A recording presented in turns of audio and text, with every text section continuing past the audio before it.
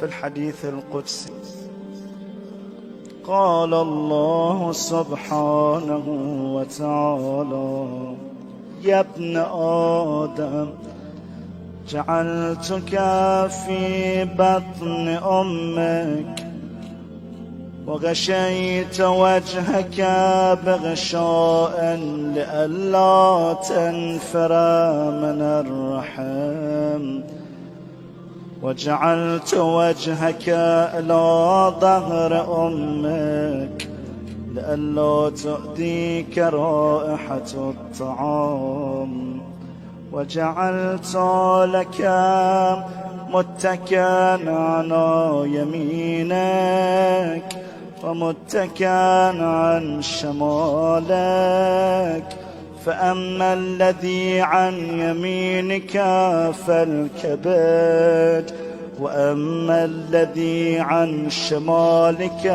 فالطحال. وعلمتك القيام والقعود في بطن أمك، فهل يقدر على ذلك غيري؟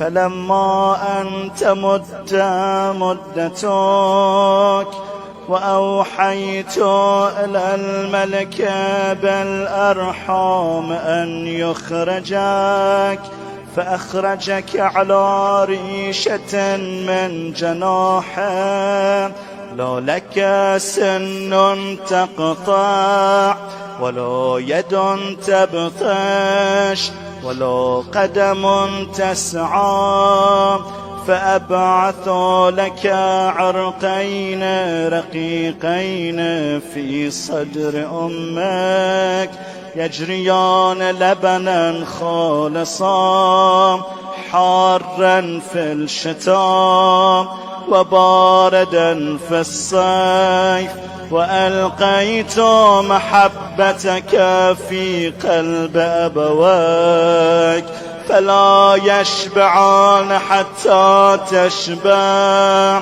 ولا يرقدان حتى ترقد. فلما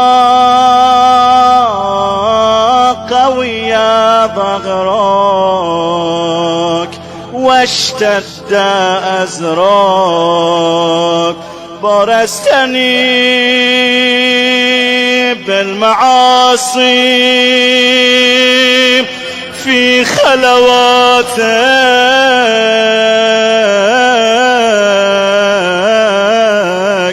ولم تستح مني.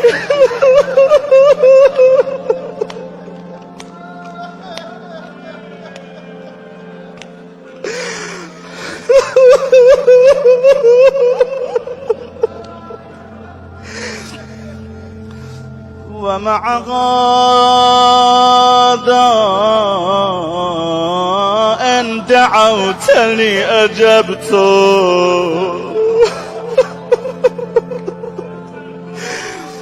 وإن سألتني أعطيت، وإن تبت إلي قبلتك.